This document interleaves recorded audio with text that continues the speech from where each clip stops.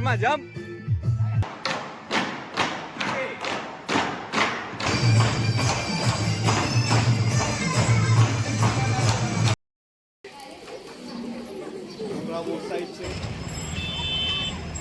અત્યારે નીકળી ગયો છું માંડવીથી જવાનું છે ધવાગામમાં એક આશ્રમ શાળા છે, કૃષ્ણ આશ્રમ શાળા, ત્યાં તૈયારી કરાવવાની છે.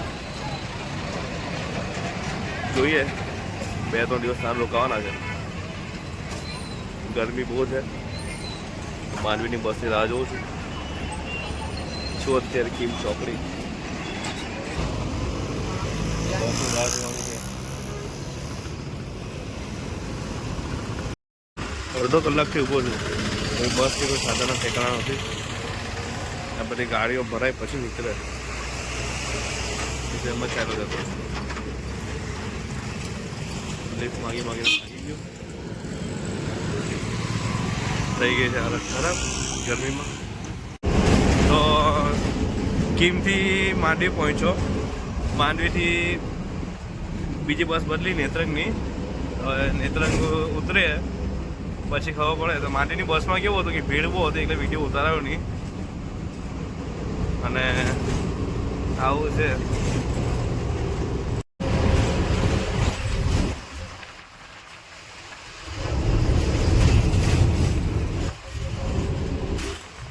તો હવે નેત્રંગ પહોંચીને તમને બતાવું કે કેવી સ્કૂલ છે.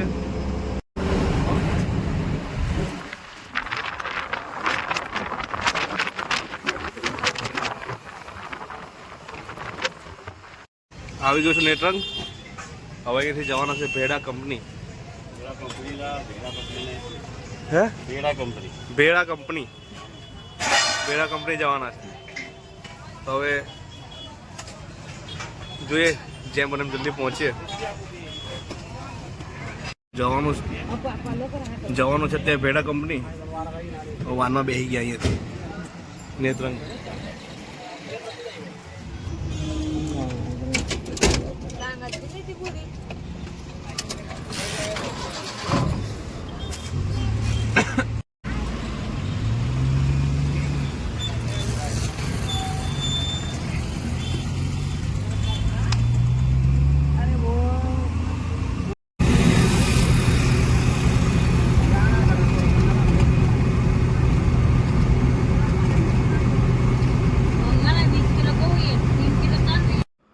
તો આવી ગયા છે, ફ્રેશ થઈ ગયા છે. હવે ફ્રેશ થઈને હવે ગઈએ છે સ્કૂલમાં. તો 3 દિવસ અહીં રોકાવાના છે. તો ચાલો તમને બી સ્કૂલમાં લઈ જાઓ અને બતાવીએ અમારું કામ. અહીંયાથી નીકળી ગયા છે બહાર. હવે આવે છે ગાડી લેવા. અહીં રાહ જોઈએ છે. તો ગાડી આવી ગઈ છે લેવા સારું. હવે ગાડીમાં જઈએ. તો આવી ગયા છે અમે આશ્રમમાં. અને આ હોલ છે આશ્રમનો. છોકરાઓને તૈયારી કરાવીએ છીએ.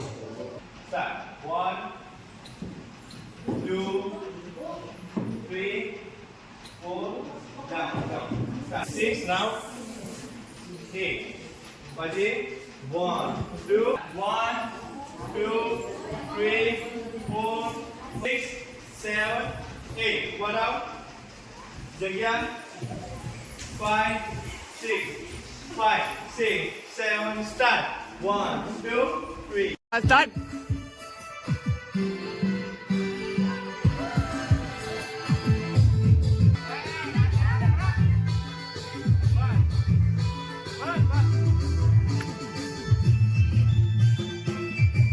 જોરમાં જમ્પ.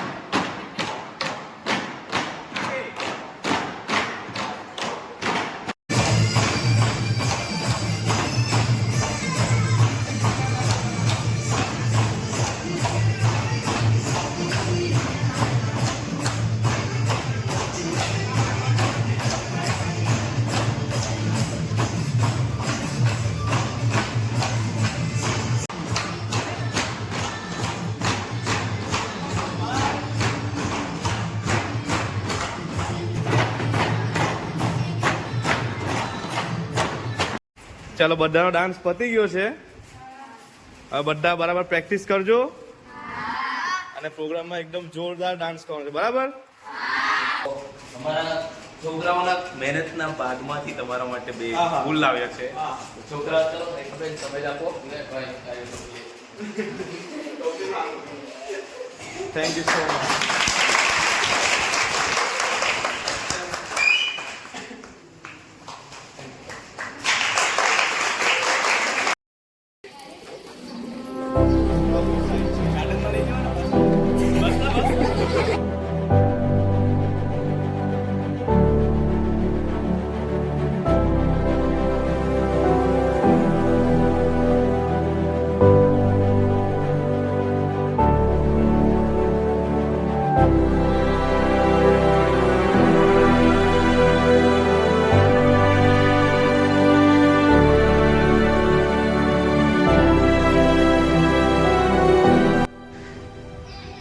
આ સ્કૂલ છે શ્રી કૃષ્ણ આશ્રમ શાળા. આ સ્કૂલમાં હું ડાન્સ શીખવા આવ્યો છું અને મારા મિત્ર છે વસવા ભાવિન, એ અહીંયા સ્પોર્ટ્સના સર છે. સર સ્કૂલમાં ફર્યો મેં, બહુ મજા આવી મને, બહુ જ મજા આવી. છોકરાઓ બહુ એક્ટિવ છે. અનેક વસ્તુ પણ છોકરાઓ કામ કરતા હતા મેં જોઈને થોડુંક પ્રશ્ન થતો કે છોકરાઓ કેમ કામ કરે છે. તો એમાં એવું છે સર કે અહીંયા છોકરાઓને શિક્ષણ સાથે બીજી જે જીવન જરૂરિયાતની વસ્તુઓ છે એ અમે શીખાડીએ છીએ. જેમ કે સફાઈ કરવું, પોતાનો જે સામાન છે એ સાચવવો, કપડાં ધોવા, ડીશ ધોવી, વાસણ ધોવું, એની સાથે સાથે ખેતરમાં કામ કરવું, દરેક વસ્તુનો અહીંયા એ લોકોને શિક્ષણ આપવામાં આવે છે.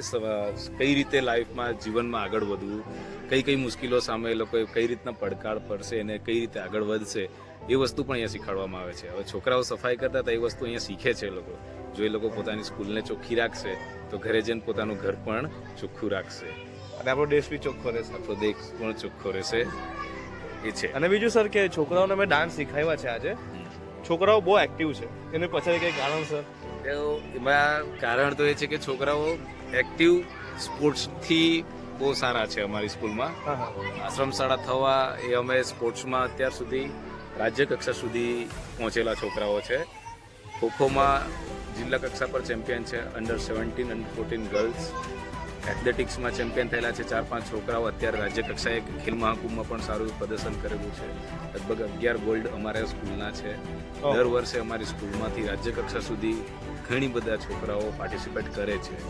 તો એ સ્પોર્ટ્સની એક્ટિવિટીને લઈને પણ એક્ટિવ છે. એની સાથે સાથે એમનું જે ઘરનું જે એન્વાયરમેન્ટ છે, વાતાવરણ છે, એ એમને એક્ટિવ બનાવે છે. આપણા છોકરાઓ ઘરે મોબાઈલ લઈને બેસે, જ્યારે આ લોકો છોકરાઓ ઘરે જઈને ખેતરમાં કામ કરશે. સાચી વાત, સાચી. ત્યાંથી એ લોકો એક્ટિવ થઈને અહીંયા અમને પાવરફુલ છોકરા મળે છે.